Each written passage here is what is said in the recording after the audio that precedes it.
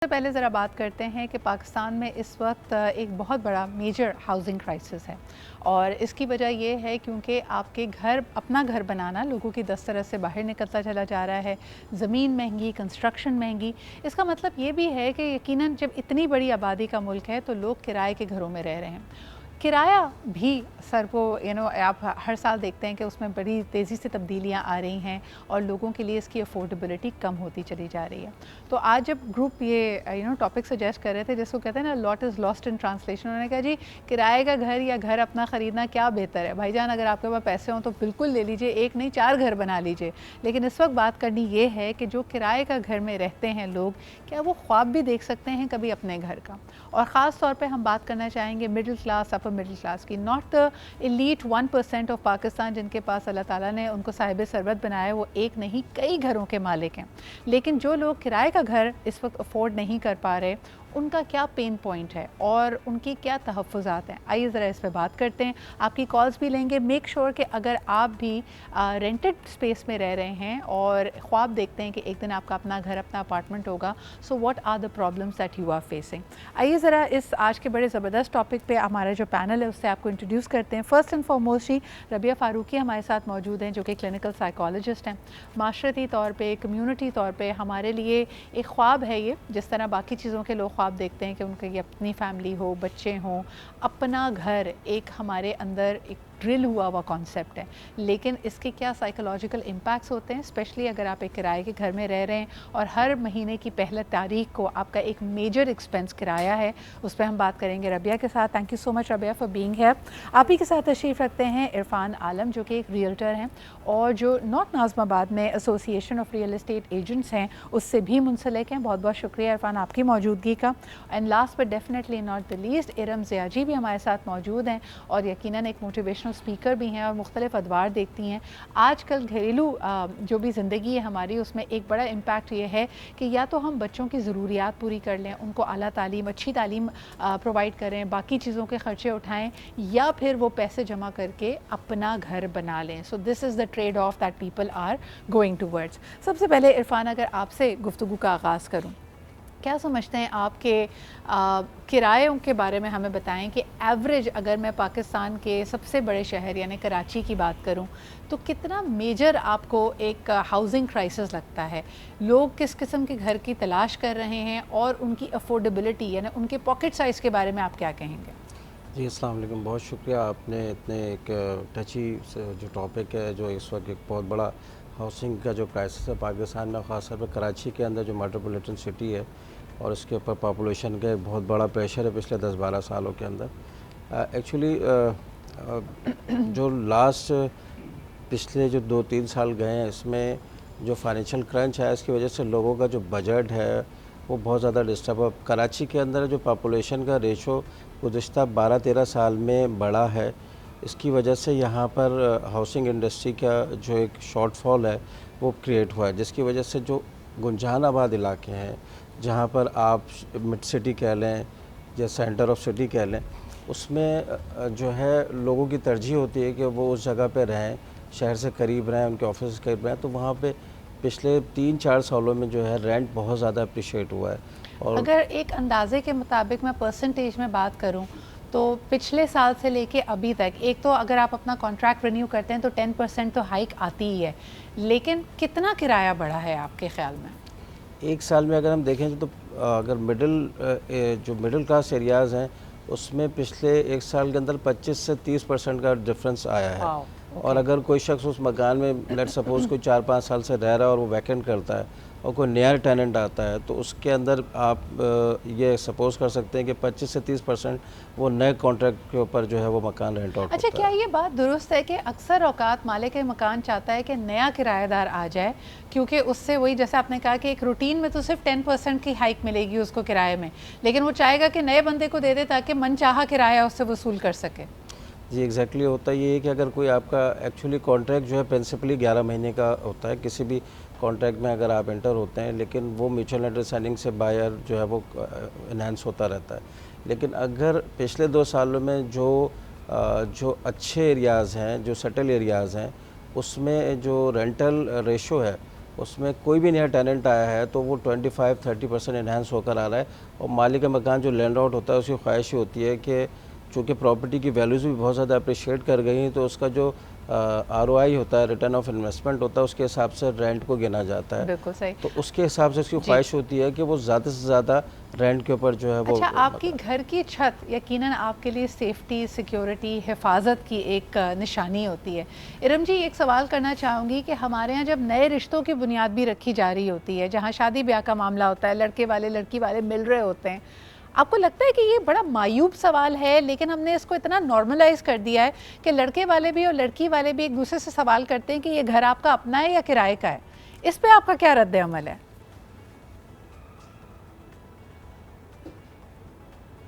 जी अच्छा जी, इरम के पास से मैं सवाल बाद में लेके आऊँगी। रबिया, आप क्या कहेंगी, ये सवाल करना नॉर्मल क्यों है? देखिए, सवाल नॉर्मल हमारे यहाँ इसलिए, जैसे आपने खुद राइटली आइडेंटिफाई किया कि घर जो है वो एक सेंस ऑफ सिक्योरिटी लेके आता है। देखिए, मैस्लो की हायरार्की में सेकंड जो लेवल ऑफ नीड्स है दैट इज़ सिक्योरिटी नीड्स, तो घर उससे रिलेटेड है। अच्छा, अब ये सवाल करना जो है हमारे यहाँ नॉर्मल इसलिए हो गया है क्योंकि अगेन हालात की वजह से तो लोग ये समझते हैं कि भाई हम एक नया रिश्ता बनाने जा रहे हैं, स्पेशली जो लड़की की साइड होती है, तो उनके लिए ये सेंस होना बड़ा ज़रूरी है कि भाई हमारी लड़की जो अगले घर में जा रही है at least she will feel secure कि घर के ऊपर छत अपनी है। हर वक्त ये कहते हैं ना, धड़का नहीं लगा रहेगा कि भाई कब ये छत चली जाए, कब घर चेंज करना हो, कब कैसे हालात हो जाएं। तो may be back of the mind ये चीज़ हो सकती है, लेकिन इतना जो है स्ट्रेट फॉरवर्डली सवाल को आगे रख देना, वो चीज़ आप बिल्कुल सही कह रही हैं। अच्छा, दिस इज वेरी इंटरेस्टिंग। यानी इरम जी, अभी तक ये हुआ कि कहीं ना कहीं हमने इस बात को एक्सेप्ट कर चुके हैं कि अगर लड़के वालों से पूछा जाए तो वही लड़की की सिक्योरिटी का मामला है, लेकिन लड़के वाले भी यही सवाल लड़की वालों से करते हैं कि क्या घर आपका अपना है या किराए के घर में रह रहे हैं। तो ये कहीं ना कहीं आपके स्टेटस को एक तरह से नापने का जरिया भी बनता है। इस पर क्या कहेंगी? Thank you very much Sidra. बात बिल्कुल सही है। असल में ये जो इतनी प्रॉब्लम्स आई हैं ना, अभी इरफान साहब से भी तुम डिस्कस कर रही थी जी। बहुत सारी चीज़ों को हमने स्टेटस सैम्बल बना लिया है। हमारे नज़दीक छत का जो कंसेप्ट था वो अब बदल चुका है, बल्कि मैं कहती हूँ कि एक टोटली वो चीज़ चेंज हो चुकी है। लड़की वाले भी इसलिए पूछते हैं कि अच्छा जी, अगर घर अपना है तो इसका मतलब है वेल सेटल लोग हैं, लड़की का कोई ना कोई हिस्सा भी होगा, इन फ्यूचर कभी ना कभी उसको वो मिलेगा। तो वो एक लॉन्ग टर्म प्लानिंग जो लड़के वाले उनकी तरफ से भी होती है, और लड़की वालों की तरफ से तो यही होता है कि भाई हमारी बच्ची जिस घर में जा रही है तो कम से कम उनकी छत अपनी हो कि कल को ये परेशानियां ना हो। अच्छा, अगर एक घर है, 4 भाई हैं, माँ बाप हैं, माँ बाप का घर है, फिर उसके बाद प्रॉब्लम, उस वक्त तो शादी कर देते हैं, मगर जब घर का बंटवारा होता है ना, तो यकीन मानो किसी के हिस्से में भी इतना नहीं आ पाता कि फिर वो अपना घर करे। और ख़वातीन आजकल इस प्रॉब्लम को समझ नहीं रही कि अगर एक वो छत मौजूद है जिसमें आप सुकून से रह रही हैं तो खुदारा रहती रहिए, क्योंकि अब घर बनाना वाकई ये ख्वाब है। और हमने कुछ जगहों को, कुछ इलाकों को, कुछ अपनी इमारतों को इतना स्टेटस सैम्बल बना दिया कि वहाँ के तो प्राइस ऐसे हो गए कि एक आम आदमी तसव्वुर ही नहीं कर सकता। और मैं समझती हूँ अपर मिडिल क्लास तो मौजूद ही नहीं है। मेंटेन करना, बिल्कुल आप सही कह रही हैं, बिल्कुल कि जिन इलाकों को हम बहुत सेफ तसव्वुर करते हैं या बेहतर लाइफस्टाइल, वो लोगों की दस्तरस से बाहर जा रहा है। एक कॉलर हमारे साथ हैं। Iram, I am going to come back to you again. Hello जी, अस्सलाम वालेकुम। खैरियत से हैं? अल्हम्दुलिल्लाह, बिल्कुल ठीक ठाक। सर, क्या कहेंगे, किराए का मकान या अपना मकान? सबसे पहले तो जो किराए का आप लोग कह रहे हैं ना बार बार 10%, ये अकॉर्डिंग टू लॉ 10% 3 साल में जाके इंक्रीज होगा। आप उसको तीन हिस्सों में कर सकते हैं, 3% करके। लेकिन यहाँ अंधेर नगरी चौपड़ रात चल गया है, ना कोई कोर्टों में जाके खड़ा हो रहा है कि भाई ये 10% 3 साल के लिए है, पर यह नहीं है कि हर 11 महीने बाद आप 3 से वो दे दें आप पैसे, ऐसा नहीं है। दूसरी बात ये कि बाहर की दुनिया में पूरा सजाए घर देते हैं, सिर्फ आप कपड़े लेके दाखिल होते हैं। यहाँ क्या आप ईच एंड एवरीथिंग सब कुछ करें, उसके बाद आप कुछ कर सकते हैं। अच्छा, जो डिपॉजिट लेने की शर्त है, इस पे आप क्या कहेंगे? यानी कम से कम 3। देखिए, मैं आप कहता हूँ अगर जैसे इंक्रीज कर रहे हैं किराया, तो आपका जो सेविंग डिपॉजिट आपने दिया हुआ है वो भी इंक्रीज होके मिले। वो भी ये ना हो कि जो आपको 10% यहाँ तो बढ़ता जा रहा है और वहाँ डिपॉजिट आपने 10 लाख रखे थे तो वो आपको 20 साल बाद 10 लाख लौटा रहे हैं, और जो आपने किराया 2 लाख रखा था वो 15 लाख पे पहुंच गया। आपको वो 10 नहीं, उसका भी रेशो वही बढ़ा है। बिल्कुल, और आप बड़े खुशनसीब हैं अगर 10 लाख वापस मिल जाए, वरना वो कोई ना कोई हिला बहाना करके कि जी हमारी टंकी टूट गई है और फलानी चीज़ हुई है, उसमें भी कटौतियाँ करते हैं। बल्कि जब अगर इख्तलाफात बढ़ जाएँ तो लोग ये समझते हैं कि बहुत सारे जो वाजिबात हैं वो इसी के अंदर हमने बैलेंस करने, आखिरी वक्तों में तो लोग किराया देना भी बंद कर देते। बहुत शुक्रिया कॉल करने का। ये सवाल इरफान साहब मैं आपके पास लेके आना चाहूँगी। इस वक्त ऐसा लगता है जो होम ओनर्स हैं, जिनके घर हैं, उनकी पाँचों उंगलियां घी में और सर कढ़ाई में, क्योंकि ये जो बात कर रहे हैं कि हर साल हर 11 महीने के बाद 10% आपका किराया बढ़ रहा है, मेंटेनेंस के नाम पे, रंग और मुरम्मत के नाम पर आप कुछ नहीं करवा रहे हैं, ये काफ़ी एक इनजस्टिस वाली बात हो गई है। तो नाइंसाफ़ी है। देखिए, इसमें हर नॉर्मली ये चीज़ें इस तरीके से एक परसेप्शन क्रिएट है, लेकिन इस तरह से होता नहीं है। रेजिडेंशियल के अंदर नॉर्मली लोग अगर कोई इन्हेंस कर रहे होते हैं तो एक जनरल प्रैक्टिस है 5% की जी। और सम टाइम अगर आपके साथ टेनेंट की एक अच्छी कोऑर्डिनेशन है, लैंडलॉर्ड के साथ एक अच्छा रिलेशनशिप है और एक अच्छा जस्टर डेवलप हुआ है, तो बाज़ लैंडलॉर्ड आपका किराया भी इन्हेंस नहीं करते हैं। ये प्रैक्टिस कमर्शियल में जो है पर एनम जो है वो 5 to 10% है।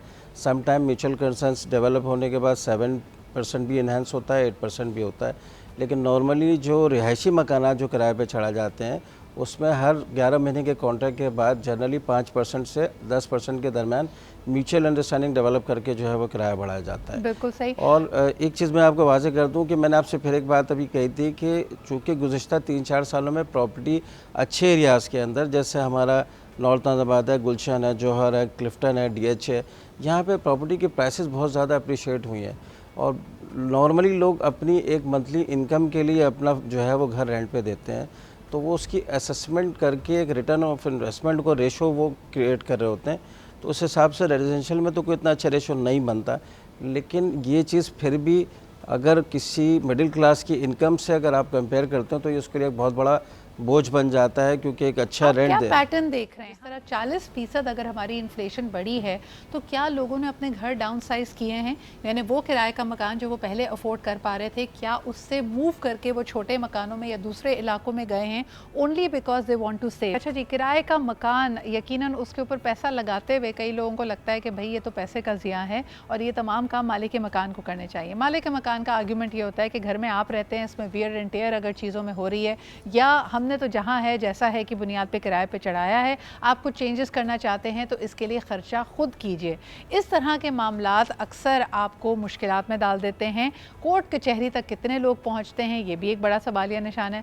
राबिया, अगर एक इस तरह की लिंगरिंग प्रॉब्लम हो कोई भी, यानी पानी को लेकर है, बिजली को लेकर है, छत टपक रही है, तो आपका क्या मशवरा होता है? आप क्या समझते हैं कि किराएदार को इसको खुद ही हल कर लेना चाहिए या किसी तरह मालिक मकान को ही कहना चाहिए कि वो ये मसले हल कर दे? देखिए, अब ये इस तरह के जो मसले होते हैं ना, हमारे यहाँ ये भी कॉन्फ्लिक्ट्स बन जाते हैं बड़े बड़े, तो वो कॉन्फ्लिक्ट रेजोल्यूशन वाली जो है स्ट्रेटजी अप्लाई की जाती है कि भाई पहले आप जो है नेगोशिएट करें, बात करें, ठीक है। अब अगर मालिक मकान जो है वो नहीं अपने उससे कि जी आप रह रहे हैं, ये मसला आपका है, ये आप हल करें, तो फिर आपको एवेलुएट करना होता है कि भाई ये मसला ज़्यादा बड़ा है, ये ज़्यादा बड़ी नॉसियंस कॉन्स कर रहा है मेरे लिए, या फिर ये जो इस पर ख़र्चा आएगा, ठीक है, या जो मुझे इसको फिक्स करने में मेहनत लगेगी वो मेरे लिए ज़्यादा बड़ा मसला बन जाएगा। And you have to decide between those things. ये नहीं हो सकता कि आप ये वाली चिड़ भी लेके बैठे रहें और फिर आप वो सोच सोच के भी परेशान होते रहें कि जी इसमें पैसे जाएंगे। दोनों में से कुछ एक डिसाइड करें और एक साइड पर हो जाएं एटलीस्ट। अच्छा, मेरे ख्याल में मालिक के मकान की भी कई किस्में होती हैं। कई तो ऐसे होते हैं जो आपको फ्री हैंड देते हैं, फैमिली की तरह रहते हैं, अच्छे खुलूस वाले लोग होते हैं, लेकिन कई मालिक के मकान को लगता है कि घर के साथ साथ आप भी उनकी मिल्कियत हैं। इरम जी, इस पे क्या कहेंगी? यानी लोगों की क्या प्रेफरेंस होती है? अगर पोर्शंस की बात की जाए तो लोग मालिक के मकान के साथ ही रहना चाहते हैं क्योंकि कई फिर प्रॉब्लम साझे हो जाएंगे कि जी पानी की टंकी का मसला, फलाना चीज़, लेकिन फिर मालिक के मकान का साथ होना कई पाबंदियों की वजह भी बनता है। कई मालिक के मकान बहुत नोजी भी होते हैं, आपकी एक एक चीज़ पर नज़र रखे हुए होते हैं, आपको टोक रहे होते हैं कि लाइट ऑफ कीजिए, पानी की टंकी, पानी की मोटर इतनी देर नहीं चलेगी, एट्सेट्रा एट्सेट्रा। तो क्या बेहतर है, मालिक के मकान दूर हो या मालिक के मकान साथ रहता हो? वैसे मालिक के मकान को दूर ही होना बेहतर है और ज़्यादातर लोगों की ख्वाहिश यही होती है कि मालिक मकान साथ ना हो। हाँ। क्योंकि फिर वही बात होती है कि वो सिर्फ ये नहीं कि पानी पे इशू होता है, आपके घर में शोर क्यों हो रहा है, ख़ासकर ऊपर का पोर्शन अगर किराए पे बच्चे शोर मचा रहे हैं, ये हो रहा है, वो हो रहा है, आपके घर मेहमान बहुत ज़्यादा आ रहे हैं, हमने तो छोटी फैमिली समझ के दिया था, हमें तो नहीं पता था कि आपके घर इतने लोग आते हैं। फिर वो कंटिन्यूस कन्फ्लिक्ट जो है ना वो डेवलप होता रहता है। अच्छा, मैं थोड़ी सी क्लैरिटी करूँगी सिद्रा 2 चीज़ों की।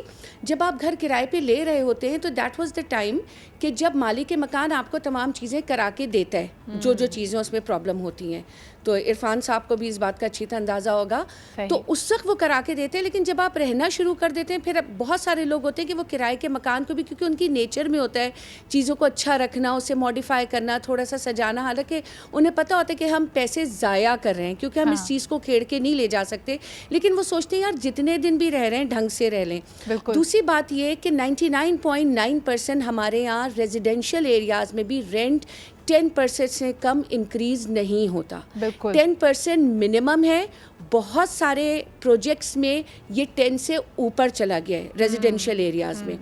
तो ये प्रॉब्लम तो हमारे पास है एक तरह की। लेकिन मैं तुम्हें एक बात जो मैं कहना चाह रही थी बहुत देर से, वो ये कि लोगों ने अपनी डिमांड्स को इतना हाई कर दिया है और इतनी अब इसमें चोरी और बेईमानी होने लगी है। अब जैसे तुमने बहरिया टाउन का लिया था, people invested there a lot, लेकिन अब एक बहुत बड़ा तबका है कि जो बहुत बुरी तरह से वहाँ फंस गया, कि एक वो हड्डी है जो हलक में फंस गई कि ना वो गल सकते हैं ना निगल सकते हैं। बिल्कुल सही। दूसरी चीज़ ये कि हमारे साथ हैं, यू आर एब्सोल्युटली राइट कि ये काफ़ी दफ़ा जो प्रॉपर्टी होती है वो आपके लिए मुश्किलों का बायस भी बन जाती है, लेकिन ख़ास तौर पे जहाँ हमने मालिक मकान की ज़्यादती की बात की, वहाँ किराएदारों की ज़्यादती क्या होती है इस पर भी बात करते हैं, लेकिन एक कॉलर से बात करने के बाद। हेलो, अस्सलाम वालेकुम।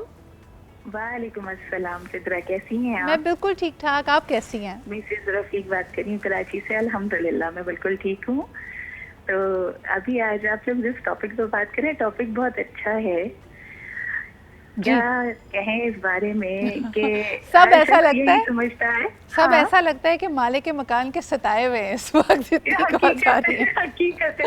मतलब मेरा तो सीन ऐसा है ना कि अल्लाह का शुक्र है भाई, मेरे शौहर का अपना घर है तो मैं तो उनके घर में रहती हूँ, लेकिन मैं किराएदारों की मुश्किलात देखती हूँ तो मैं कहती हूँ यार मालिक के मकान ऐसे होते हैं क्या? जैसे आप गुफ्तगू कर रही हैं अभी कि दूर होने चाहिए, पास होने चाहिए। मेरा ऐसा ख्याल है कि मालिक मकान दूर होना चाहिए ताकि ये जो आना जाना मिलना मिलाना इसको तो ना पाबंदी लगे ना, वरना इसको भी पाबंदी लग जाएगी। बिल्कुल सही कही। और प्रेफरेंसेस भी तो चेक करें ना। कई लोग चाहते हैं कि छोटी फैमिली को घर दें, कई लोगों को होता है नहीं जी जवान हेल्दी लोग हों, अगर आपके घर में बुजुर्ग हैं तो बुजुर्ग को कोई लुक आफ्टर करने वाला हो। फिर सिंगल लोगों की बड़ी मुश्किल है, सिंगल लोगों को घर नहीं मिलता, चाहे वो मर्द हों या ख़वातीन हो। ज़रा इस पर मैंने बात भी करनी है। बहुत शुक्रिया मैम आपके कॉल करने का। इरफान भाई ये सवाल आपसे करना चाहूँगी, ये थ्रू आउट लोग कहते हैं और यंग प्रोफेशनल्स कहते हैं, ख़ास तौर पे अगर आप नौकरी या अपने करियर की वजह से आपको दूसरे शहर में रहना पड़ जाए, तो अगर सिंगल हैं आप, चाहे मर्द हो या खातून हो, किराए पे घर नहीं मिलता है, इसकी क्या वजह है? इसकी बेसिक रीज़न ये है कि हमारा माशरा फैमिली ओरिएंटेड माशरा है जी, और ये हमारा नेशनल कॉन्सेप्ट है कि आप कहीं पे भी बैचलर्स को जो है वो अवॉइड करते हैं, घर किराए पे देते हैं। बाकी एक जनरल से एक परसेप्शन भी है और एक बेसिकली। अच्छा, आप थोड़े पैटर्न्स भी तो बताएं ना। एक तो बेचारों की अज़दवाजी जो स्टेटस है ये इम्पोर्टेंट होता है, इसके अलावा मालिक मकान क्या क्या चीज़ें नोट करता है और किन लोगों को घर मिलना थोड़ा मुश्किल हो जाता है? सबसे बड़ा मसला तो लोगों के लिए होता है जिनकी जो है माशाल्लाह अगर उनका फैमिली स्ट्रक्चर बड़ा है तो लोग अवॉइड करते हैं। पानी की इश्यूज़ होते हैं, गैस के इश्यूज़ होते हैं, शोर शराबा होता है। इसकी वजह से लैंडलॉर्ड जो है वो बिल्कुल स्पेशली कहता है कि जी किराया भी मेरी मर्ज़ी का हो, टेनेंट भी बहुत मुख्तसर सा हो, बहुत अच्छा कोई बिज़नेस करता हो, उसकी बहुत अच्छी कोई कॉर्पोरेट जॉब हो। तो ये एक मतलब ये डिमांड्स होते हैं। पेशे प्रोफेशंस ऐसे हैं जिससे वाबस्ता लोगों को किराए का घर लेने में मुश्किल होती है? लॉयर को लोग अवॉइड करते हैं, उससे थोड़ा लॉयर्स को नहीं देना चाहते घर क्योंकि वो लॉ को समझता है, वो लॉ को समझता है, वो आपके साथ जो है एज़ पर लॉ क्रिएट कर सकता है। मतलब ये एक बेसिकली जनरल परसेप्शन है। इसका मकसद ये नहीं कि खुदा न खास्ता कोई वो हो, लेकिन लोग थोड़ा सा वो करते हैं। आपने जो सवाल किया कि किसको अवॉइड करते हैं, अच्छा फिर लोग बहुत सारे लोग मसलक की बुनियाद पे भी बड़ा स्ट्रिक्टली वो करते हैं। हमारे लिए ये भी इम्पोर्टेंट है। तो आप रिलीजियस माइनॉरिटीज़ के लिए घर लेना आसान होता है? मुश्किल होता है, उनको भी देते हुए घर लोग कतराते हैं। ये देखें, ये वो समाजी रवैये हैं कि हम इमेजिन भी नहीं कर सकते रबिया कि अगर इन बुनियादों के ऊपर आपकी घर मिलने की स्ट्रगल और ज़्यादा तकलीफदेह हो जाएगी। अगर आप माइनॉरिटी हैं, आपकी फैमिली बड़ी है, आपकी एज ज़्यादा है या एज कम है या आप सिंगल हैं, इसका क्या इम्पैक्ट पड़ता है हमारी मेंटल हेल्थ पे? देखिए ये सारा इन्वायरमेंट है ना जो मेंटल हेल्थ को अफेक्ट करता है और बहुत ज़्यादा इम्पैक्ट करता है, क्योंकि आपके पर्सनल फैक्टर्स से ज़्यादा आपका इन्वायरमेंट इंपॉर्टेंट हो जाता है, क्योंकि ये वो चीज़ें हैं जो आपके डायरेक्ट कंट्रोल में नहीं है। आपके कंट्रोल में आपका अपना रवैया है, बिहेवियर है, वो आप चेंज कर सकते हैं। दूसरा, आपको आपके मसलक की बुनियाद पे ट्रीट कर रहा है, आपके रिलीजन की बुनियाद पे ट्रीट कर रहा है, वो आप कुछ भी कर लें आप चेंज नहीं कर सकते। तो जो चीज़ आप कंट्रोल नहीं कर सकते वो मज़ीद फ्रस्ट्रेशन का बाइस बनती है, और फ्रस्ट्रेशन फिर लॉन्ग टर्म में वो मज़ीद कई दफ़ा ये एतराज़ मुझे लगता है मालिक मकान की तरफ से ना भी आए तो सोसाइटी की तरफ से आ जाता है। यहाँ हम ये बात इग्नोर नहीं कर सकते। इरम जी, ये सवाल आपके पास लेके आऊँगी। मालिक मकान तो एक है, ठीक है, उसके जहन में कुछ अच्छे बुरे ख्यालात होंगे, उसके अपने परसेप्शंस हैं। कई दफ़ा उस गली में या उस मोहल्ले में रहने वाले बाकी लोगों को किसी के घर लेने पे एतराज़ होता है, तो ऐसी सिचुएशंस को कैसे हैंडल करना चाहिए? अच्छा सिद्रा, ये भी वेरी करता है थोड़ा आपके इलाके के ऊपर, वरना तुम देखो हमारे रिलीजियस माइनॉरिटीज़ जो हैं वो ख़ुद प्रेफर करती हैं उन्हीं इलाकों में रहना जहाँ वो रह रही होती हैं। If will see the area of cantt, Tariq road या ईसा नगरी, ठीक है, तो हम देख सकते हैं कि हमारी कौन सी रिलीजियस माइनॉरिटी कहाँ पे ज़्यादा आबाद है और वो वहीं पे ज़्यादा सुकून से ख़ुद भी प्रेफर करते हैं। They are very few people those who are scattered, और कराची में अलग अलग जगहों पे रहते हैं। अच्छा, बहुत ही कोई मैं समझती हूँ कि बहुत तंग करने वाले अगर नेबर्स हैं तो उनको ये प्रॉब्लम हो सकती है, वरना उमूमन तौर पे हमने ये देखा है जैसे अपार्टमेंट्स हैं, अगर उसमें कोई रिलीजियस माइनॉरिटी का बंदा रह रहा है, क्योंकि अब हमारे यहाँ लोग अपने काम से काम रखते हैं। अच्छा, आपको कतई खबर नहीं होती कि आपका नेक्स्ट डोर नेबर है कौन। बिल्कुल सही। एक ब्रेक की तरफ मुझे जाना पड़ रहा है। इसमें एक मामला ये भी है कि अगर आप किराए के घर में रहते हैं तो शायद आपके लिए घर से कारोबार करना भी मुश्किल है। हम अक्सर बात कर रहे होते हैं ना कि जी अब तो ऑनलाइन कारोबार किया जा सकता है, घर में छोटा सा सेटअप लगाया जा सकता है। आपके मोहल्ले से लेके आपके मालिक के मकान को इस पे एतराज़ हो सकता है। अच्छा जी, इंटरेस्टिंग गुफ्तगू हो रही है किराए के मकान के हवाले से। क्या आपको पता है कि कराची में ख़ास तौर पे अगर बहुत अरसे तक आपका मकान किराए पे ना चले या ख़ाली रहे तो उसके बारे में अजीब व गरीब बातें होनी शुरू हो जाती हैं। इरफान भाई, ये सवाल आपके पास लाना चाहूँगी। मुझे ये बताइए कि कुछ घरों के बारे में मशहूर हो जाता है कि ये आसेब ज़दा हैं या ये जो ना किराएदार को जचते नहीं है, वहाँ पर प्रॉब्लम्स क्रिएट होती हैं। क्या ये बात सच है या ये पीछे से कोई शरारत होती है? नहीं, ऐसे घर होते हैं, हॉन्टेड भी मशहूर हो जाते हैं, या सम टाइम ऐसा होता है कि कुछ घर में किसी का कोई ऐसा हादसा हो जाए जिसकी बुनियाद के ऊपर लोग उसको फिर वो अच्छे पॉजिटिव वे में नहीं ले रहे होते, वो घर खाली पड़े रहते हैं। ये हर एरिया में उसका किराया फिर कम हो जाता है या उसका किराए पे चढ़ना फिर भी मुश्किल होता है? ये बात अब थोड़ी सी इसलिए बहुत ज़्यादा मालूम हो गई है कि अब लोगों की डिमांड इतनी हो गई है कि अब लोग इन सब चीज़ों को नज़रअंदाज करके ले लेते हैं। लोग कहते हैं हम निपट लेंगे, घर चाहिए ना, तो वो ले लेते हैं। लेकिन आज से भी निपट लेंगे, हाँ, जो भी चीज़ें उससे हम आज से कुछ अरसे पहले जब डिमांड और सप्लाई का इतना ज़्यादा डिफरेंस नहीं था, हाँ, तो घर 3-3, 4-4 साल तक भी खाली पड़े रहते थे। ओके, एक कॉलर हमारे साथ हैं, आइए उनसे भी बात करते हैं। हेलो, अस्सलाम वालेकुम। जी, कौन सा, आप कहाँ से बात कर रहे हैं? जी, मैं तारिक बात कर रहा हूँ कराची से। जी सर, क्या कहेंगे? मेरा तमाम पहले से सवाल यह है कि ये जो मौजूदा ऐद हाजिर में किराएदारी के कानून है, क्या ये फुलफिल करते हैं उनकी मुश्किलात को हल करने के लिए?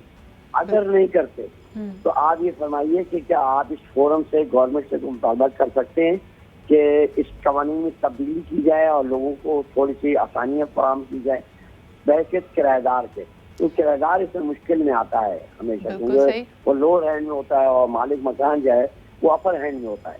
तो क्या अच्छा, आप समझते हैं कि ये तासुर, आपकी बात बिल्कुल वजह है, ये तासुर यकीनन है, लेकिन पाकिस्तान में मुझे ऐसा लगता है कि एक पंजा आजमाई होती है कि आप में से किसके असर और रसूख ज़्यादा है। जैसे अभी इरफान भाई कह रहे थे कि तभी वकला को या लॉयर्स को देने से घबरा रहे होते हैं कि भाई इसको लॉ के इतने दाव पेच पता हैं कि हमारा घर ही हाथ से ना निकल जाए। बहुत शुक्रिया आपके कॉल करने का। ये कवानीन पे हमने थोड़ी बहुत बात की, आज वक्त शायद इतना नहीं होगा, लेकिन इरम जी, कब्ज़ा माफिया भी तो मौजूद है। कई किराएदार भी तो कोई ना कोई बहाना करके आपके घर पे काबिज हो जाते हैं, यहाँ तक कि अगर आप घर बेचने की भी बात करें तो उसमें अपना हिस्सा मांगते हैं। इस पे क्या कहेंगी?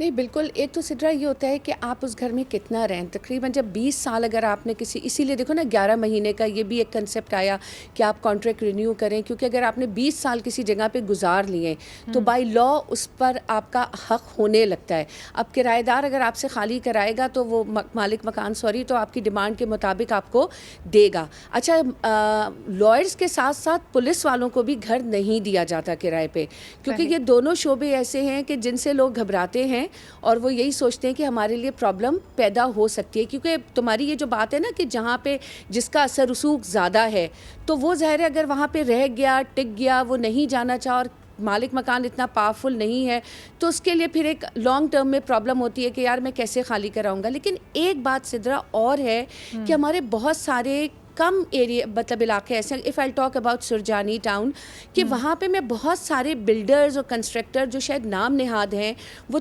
ज़मीन के टुकड़े दिखा के लोगों से लाखों रुपए ले रहे हैं कि हम आपको 6 महीने में 7 महीने में घर बना के देंगे, और अब 2-2 3-3 साल हो गए और लोग बेचारे अपने पैसे फंसा के रो रहे हैं सिर्फ एक उस घर की ख्वाहिश में कि यार किराए पे ना जाएं, हमारी किसी तरह से छत हो जाए।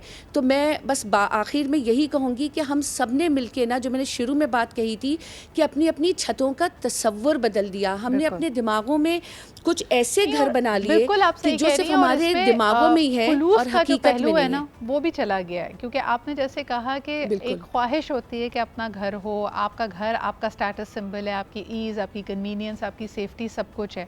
शुरू में हम जैसे बात कर रहे थे कि आपके बच्चों की स्कूलिंग कहाँ हो रही है, उससे आपका फासला कितना है या आपका काम कितना दूर है, एट्सेट्रा एट्सेट्रा, ये सब चीज़ें मैटर करती हैं। लेकिन रबिया, कई लोगों को उनके जहाँ उनका घर है उसको इतना बड़ा ताना बना दिया जाता है कि वो बच्चे या वो नौजवान सिर्फ इसी ख्वाहिश के साथ बड़े होते हैं कि जब हम किसी काबिल हो जाएंगे, पैसे कमाने लगेंगे तो हम इस इलाके से अपने आप को कहीं और ले जाएंगे। तो यकीनन घर लेना या फौरी तौर पे ख़रीदना अगर मुमकिन नहीं है तो पहला स्टेप यही होता है कि किराए का मकान किसी बेहतर इलाके में लिया जाए।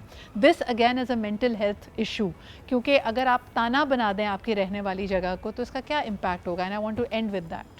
देखिए, आपने इसको आइडेंटिफाई तो किया कि ये मेंटल हेल्थ इशू है। इवन हम जब हिस्ट्री ले रहे होते हैं तो हमारे लिए बड़ा इंपॉर्टेंट क्वेश्चन होता है कि रेजिडेंशियल एरिया क्या है, क्योंकि वो आपकी मेंटालिटी को शेप करता है। ठीक है, एक पर्सन जो कि डिफेंस में रहता है और एक पर्सन लेट से आप कहें कि लालू खेत में रहता है, उनकी मेंटालिटी में बड़ा फ़र्क होगा, भले एजुकेशन बैकग्राउंड सेम हो सकता है।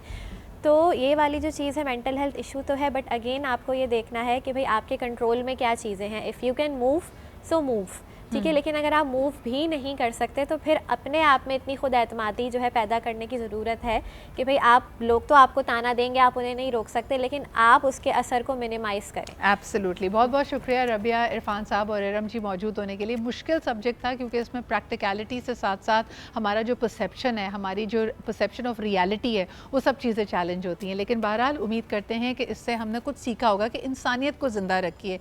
किराएदार भी इंसान है, मालिक मकान भी इंसान है, किसी की ना हो, कोड ऑफ कंडक्ट और लॉज मौजूद हैं, उस पर इम्प्लीमेंट करना। बेशक कोई कोर्ट आपको इसका पाबंद एट टाइम्स ना कर पाए, लेकिन आपके अपना ज़मीर जिस चीज़ की इजाज़त दे उसको ज़रूर फॉलो कीजिएगा। इसी के साथ मुझे इजाज़त दीजिए, कल एक और टॉपिक के साथ हाजिर होंगे। अपना ख्याल रखें, खुदा हाफिज़।